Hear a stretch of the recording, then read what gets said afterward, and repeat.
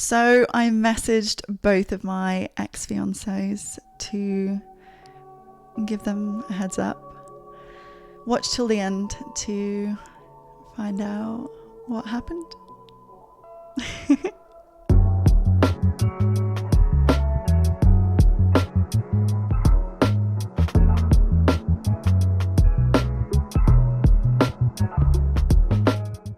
Love is powerful, but so is honesty. This is the story of how I ended an engagement. Well, two actually. What it means to step away from the aisle, and what I learned in the silence after, when the most loving choice was the one no one expected. Hi, this is The Rules Were Never Real, where we question everything we were told to follow. I am Miss Victoria Quinn. If you are watching, I know it looks like something's off. And if you're listening, I can explain what that is. No, the dress doesn't fit. When it was originally purchased, I didn't have the boobs. Yeah, the zip is barely holding it on and they do want to escape. But going from a B to an F is quite a big change. But it makes sense to wear the dress for this episode. So, yeah, I may have called off a wedding or two. And I want to talk to you about it because I'm here to tell the story. My life is wonderful. We don't live in an age where if you're a spinster and you're not married, you're a burden on your parents, or you're not able to make your life work as a single woman. It's all good. I'm a living proof that it's okay. And you're probably wondering if I still believe in getting married, and I do. It can be wonderful, and I'm not saying that we shouldn't. There is an annoying thing that it exists to control us, just like so many things in society do. But if it's something that deep down you feel like you need in your life, fucking go for it. But if you're listening and thinking, I'm not quite sure, let me tell you a story. So, first time I had a conversation with a boyfriend about getting married, I was very young. I was 13. And I adore Victor to this day. There's a study actually that exists that says your first romantic relationships shape your future, because from that you will either accept or not accept being treated shitty. And I think sadly it's just you draw a short straw sometimes. If your first relationship is a terrible one, then you're like, oh, this is what I deserve. But that's not the case, and I hope you are able to change that narrative in your head if you are one of those people. I really do, because, we all deserve love, and love is great.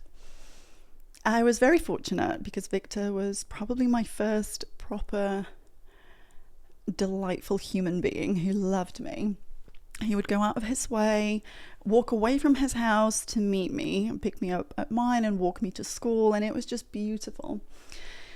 And this is the illegal stuff. We used to take tramadol for funsies because, Eastern Europe, we didn't have a lot going on post-USSR. The country was still like finding its feet. So yeah, we did tramadol, and we would go for very long walks and plan everything down to the color of our toilet paper, because we were convinced that we were going to get married.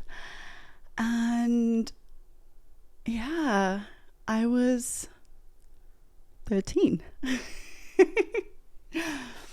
I have so much love and respect for Victor, and he is a delight, and I'm grateful that he was a wonderful example of how you can be treated in a relationship.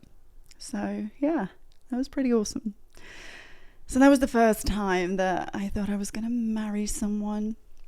And then when I moved to the UK, and in year 11, my first boyfriend in this country and I decided that we'll get married after school. And because we were both metalheads, we got each other matching corn rings. And that's not corn as in the yellow stuff, corn as in the band, because they're great.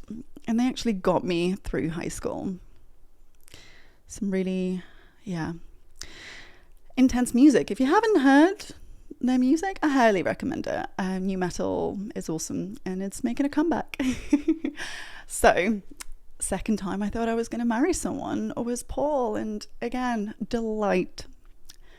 Because I don't subscribe to shitting all over your ex when you're no longer together, because you chose to be with that person. You made that decision. If it's an abusive and shitty relationship, fuck yeah, shit all over them. Get out of it and be safe. But let's not start talking shit about someone just because we're not with them anymore.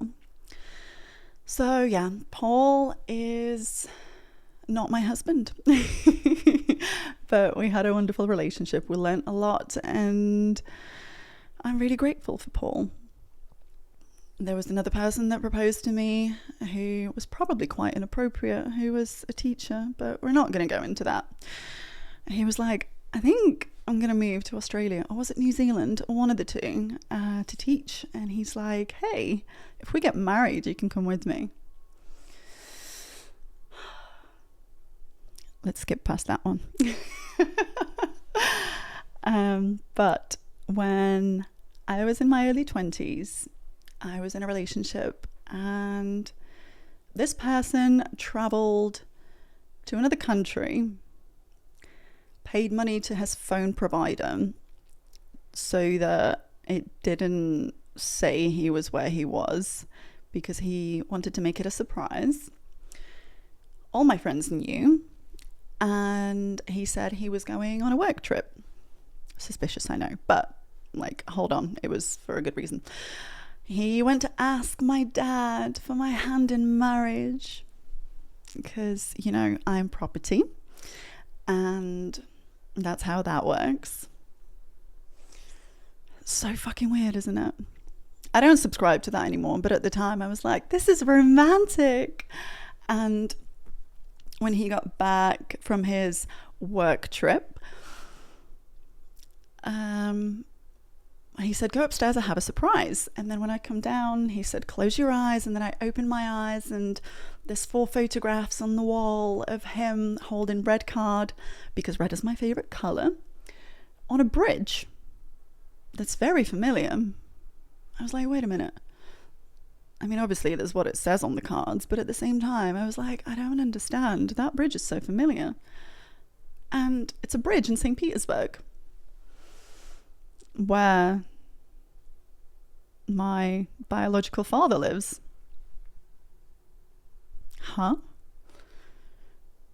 And I have a photo of him in a photo frame. I had a photo of him in a photo frame at the time on that bridge, which I held very dear, but not anymore, but that's another story.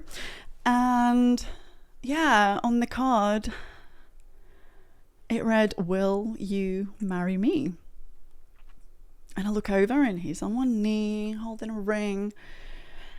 And he was like, I'm so sorry, I didn't tell you the truth. I went to Russia to ask for your dad, for your dad's permission to marry you. And I was like, fuck, this is wild. And there were tears, obviously, because, you know, emotions. And yeah, I said yes. And we started planning a wedding, and we had an engagement party, and it was all so what's expected of us. And I'm not married. On a trip to another city to see some friends of ours who have been married for a couple of months, I ended up going out with her, and he stayed in with him. And there were drinks, and there were conversations, and it turned out that they were not happy, and they were not faithful, and they were doing something because it was expected of them. I mean, this is a theme of this podcast, like that's what we talk about, and they're not necessarily going in that direction, even though it's expected of us. So we get in the car to drive back home, and both of us are like, fuck, we're gonna be getting married soon, and this doesn't make sense. This doesn't make sense. And it felt like the longest car journey of us dissecting our relationship and what we want in life and why we were doing what we were doing. And we got back and we decided to not get married. And we sat on the floor and we cried and we held each other. And it was heartbreaking. We were together for around 6 or 7 years. Lived together, looked after small furry beings together. And yeah, this is the dress that I was going to wear before the boobs. I stand by my decision completely. It was very difficult moving out and moving in with my mom, but I'm really fortunate that she's very supportive. But that was in 2016, and I've dragged this dress around with me, and I thought it was fitting to wear it. As ridiculous as it looks on my boobs right now, if you can't see, honestly, not a look. But he is married now, and I'm so happy for him. We were not right for each other.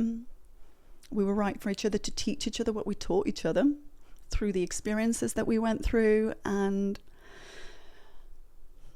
it was a lot, but we live to learn to navigate complicated things, and that's what we did. And one of the main reasons that we broke up was when we met, I had an abortion. And I went to the doctor to say, hey, I want to tie my tubes. And they were like, no, you can't make your own decisions. But that's another story. We'll get into that at some point. And he wanted to have children. So he convinced me, because I loved him, it wasn't hard. He convinced me that I want to have a child, even though I tried to make a permanent change to my body literally just before we met, to not be able to do that. So that long car journey, we figured out that it wasn't right for me to force something that wasn't for me, and I don't want him to not have children because it's so important to him. I'm so happy to report he has a son, and from what I understand, he's really happy. We don't speak. There was a small exchange a little while ago because I came across a book and I was like, wow, I should recommend it to him, and I did, and I saw his profile photo and it was him and his son, and he was beaming. He was so happy, and I am so happy for him. which, you know, it's wonderful because that was his path and it wasn't mine.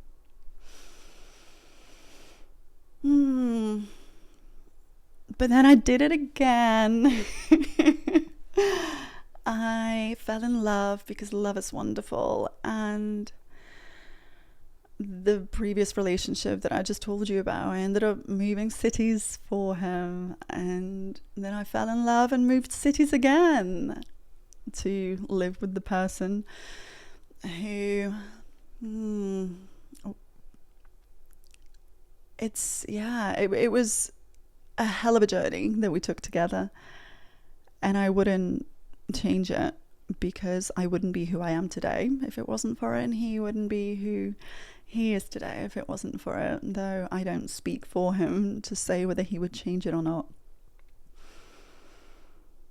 We were in New Zealand and we met outside of a strip club because that's where I worked, and he was there as a tour manager for a band.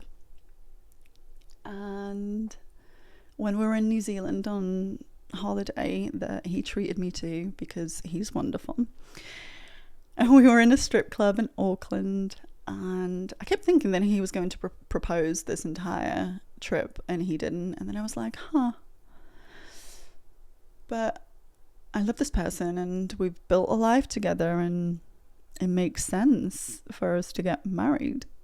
Even though when we first met, he was like, I'd only ever get married if someone needed a visa. It wasn't really about traditional life, and nor was I, and nor am I still. But there is a stripper on the pole hanging upside down with her tits out, and I get down on one knee and take off a ring off my finger, which actually is a wedding band that I bought in Ukraine in a vintage jewelry shop that was someone's wedding band at some point, and proposed to him, and he said yeah. And I guess things weren't necessarily smooth, but we couldn't put our finger on it. We were practicing polyamory for a couple of years at that point, and that's another story. I feel like I say that a lot. I have many stories to tell.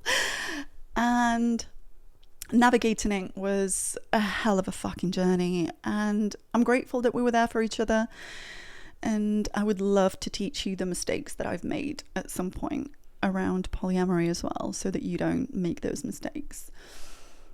And the plan was to get married, and a venue was booked, and plans were slow because we had multiple relationships to navigate, but also that wasn't the only thing. There was something not quite right between us, and he went on tour in January, and in February I said, please, can we go to couples therapy? We've done couples therapy before for something else.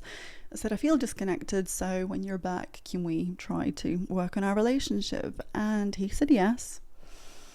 But when he got back, I think maybe it was too late. Maybe, you know, there's reasons. There's always reasons. And we did therapy, and there was a lot of tears. There was a lot of trying to hear each other, but not necessarily hearing each other. More on my part, I think. I think I was struggling a lot more to fix it because I was concentrating on the fixing bit instead of the hearing bit. But there was a moment when the therapist asked us a question that should have been really connecting, and I didn't have an answer. And that was it. And the wedding wasn't happening, and we might as well not do any more planning. And it was very difficult. He's a wonderful, thoughtful person who's kind and generous, and we ended up sharing space for quite a while before I moved out because I was starting fresh in a city that was his. Part of me thought about running away, but then I was like, no, this is my home now. Isn't it beautiful? It's behind me, if you can see. It's Manchester and I love it. And yeah, it has my heart. So I stayed, and we tried really hard to be as kind to each other as possible while we're grieving. And that was difficult, and it was painful, and it was all of the things. But we got through it. And I hope he's happy. We haven't spoken for a little while. I still dream about him. When you spend so much time with someone and your lives are so connected, it's difficult to mourn that relationship and to move away from it fully. And it's going to take time. I mean, it's been 2 years since that relationship ended. I am not angry. I am not resentful. I'm not frustrated. I'm at peace, and yeah, really happy that he's okay, and really happy that I'm okay, because I am. And the expectation is the most annoying thing around this. I think I was so concerned with fixing things. And it's such a problem in general. Why are we so obsessed with fixing things? There's an analogy that I love when it comes to relationships. When you meet someone, you're building a house and you have to maintain it. A relationship is work, just like owning a home. It doesn't exist by itself. It doesn't maintain itself by itself. It's work. And sometimes you have to make a call, whether it's worth keeping up with it or knock it down. And it's a very difficult thing to do. I've been through it multiple times, and so have you probably. It's part of being a human. And whenever I hear someone say, oh, I wish it never happened, it's like, no, you don't. There's so much good. In the moment you're hurting, in the moment you think, I wish I wasn't hurting, not I wish this didn't happen. Because that erases everything, not just the pain. It gets rid of all the good bits, and the good bits are fucking great. So when a friend of mine who's still friends with my ex-partner was having a conversation with me around the breakup, and I said, oh, it was mutual. And they said, oh, he said it was his call. I felt so offended. I thought that we both decided that it's a mutual thing. But I understand now where that frustration came from was the expectation of fixing it. And it's almost admitting to yourself that you have failed, which is the process that my brain was going through. Like, not again. Both of the people that I spent 6 to 7 years with had the same name. And so often when I meet people with the same name, I'm like, you're great. I've had the best experiences with people with that name. But sometimes I hear, you just need to stay away from people who are called this. And that's so not true. I don't regret it one bit. It was painful, but that's life. If you remove the pain, you get rid of all the good bits. And when it comes to it being mutual or not mutual, I don't think it matters. I'm not going to say it was mutual anymore because he sees it otherwise. And now that I've processed it, I think I was holding on to the idea of making it work, of fixing it, when the house was fucked. there wasn't anything to save anymore.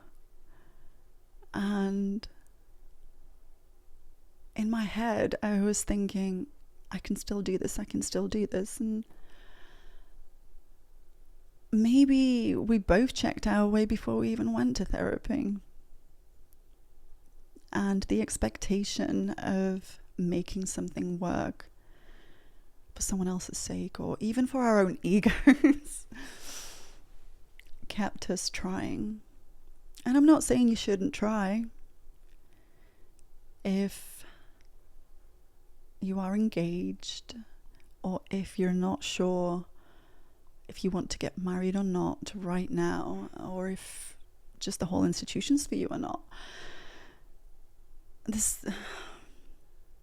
there's no quick answer. If you listened to this point and you're like, oh fuck, I thought you were gonna make up my mind for me. I'm not. And yeah, that's not how that works. You're the only person that can make that decision. But get really quiet with yourself. And the best advice that I can give you is figuring out who you're doing it for and why you're rushing.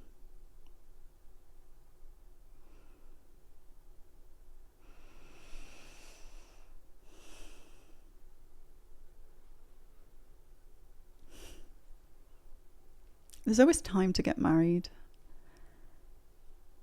We don't live in a world where a clock is ticking. Unless, for whatever reason, in your circumstances, that's the case. But we have the freedom to make these decisions. And I'm so happy that my ex-partners are happy. And I fucking love love. I love love. These experiences did not take away my wish to get married. I think I spent a lot more time thinking about what marriage means to me and whether I want to get the government involved or not. But think about who you're doing it for, because that's really important. Is it something that you need? Or is it something that you feel, well, tick a box that someone else decided you need to tick? And if you just want to wear a pretty dress, just fucking buy a pretty dress. Go and get a wedding dress, twirl around in your living room in the dress. They're a nightmare to walk around in. Just walking from there to here, which is like a meter. And you're tripping. So yeah, they're pretty. Get yourself a dress if that's what you want. Or if, like me, you love the idea of a big party. And that's kind of something that I used to say a lot as well, that there's no other occasion where two families come together in one room, and that's so exciting. Just have a party if that's so important to you, to bring two families, and explain to them that people don't need to get married to come together. Or another alternative for you that I actually did consider after calling off the first wedding, to marry myself. I thought I would love to just have a party and celebrate me and celebrate my relationship with me. We need to do that more. The only person in your entire life who will always be there is you. And that's so important. And identifying that we're having a relationship with ourselves is so important. So if you want to get married, marry yourself. Go wild. Like, you don't have anyone else to consider when it comes to decorations, when it comes to food, when it comes to music. And it's about celebration of love, and you should love you. I hope you do. And if you don't, it's definitely something to work on. So please do that. You should love you. I really hope this has been helpful. I'm just sharing my experience, and if any of it if I planted a seed of you found this useful, that's fucking great. But ultimately, remember, you're living for you, not societal expectations. And if you want a dress, get one. If you want a wedding, marry yourself. If you're not sure about getting married or a particular person, just pause. Everything's going to be okay. Twice I've sent out messages, emails, and spoke to parents saying, I'm so sorry, this is not happening. And I'm still standing and I'm still smiling and everything's wonderful. That's life. After calling off the first wedding, I thought a lot about what would have happened if I went through it. I didn't want children. If I would have had a child, I would have probably left him with that child, because I wasn't doing it for me, I was doing it for him. I mean, biologically, there's chemicals and stuff, so I probably would not have done that. My brain gets flooded and you're like, oh, look at the baby. But the relationship would have ended, and fucking hell, the divorce is so much more of a pain than calling off a wedding. Yeah, it is. So pause, think, who are you doing this for? I think that's such an important question. And I really hope that this has been helpful. And I'm going to go and warble away now in this dress, because it's fucking warm as well. It's heavy, it's warm, and it doesn't fit. But if you're watching and not listening, I mean, this looks good, right? I have Manchester skyline behind me and this beautiful, uncomfortable gown on me. Thank you so much for listening to my story. Okay, you may have noticed that I did not mention my ex-fiancé's names. It's basically because I don't think it's necessary. And when it comes to the replies, I don't think it's essential that I read them out word for word either. So I'm paraphrasing here. One of the replies was, isn't it wonderful that by being honest, we ended up exactly where we needed to? Which is really good to hear, and it's true. For both of our lives, we ended up exactly where we needed to end up. And the other message was, it's something that you've wanted to do for a long time, meaning the podcast. Well, it was going to be in a different format before, but he said that he's really proud that I'm finally doing something that is important to me. And in general, they were both just really warm and kind messages. And you can stay friends with your ex-partners. Ultimately, it's down to communication and hearing the other person. And there's so much out in the world about hating your exes, and of course you can do that, but you chose them in the first place, so you're saying that you were wrong, which is also important sometimes to admit. But just stay friends, and there's positive and happy life after calling off weddings for everyone involved. Thank you so much for sticking around until the end. If you watched on YouTube, make sure to subscribe, like, and hit the little bell. And if you were listening, it helps a lot if you leave a review. We are not sponsored. If you want to throw some love my way, there is always Patreon and PayPal. New episodes are out every Saturday. And if you want to come say hi, we're on Instagram, Twitter, and Facebook. And please remember, the rules were never real.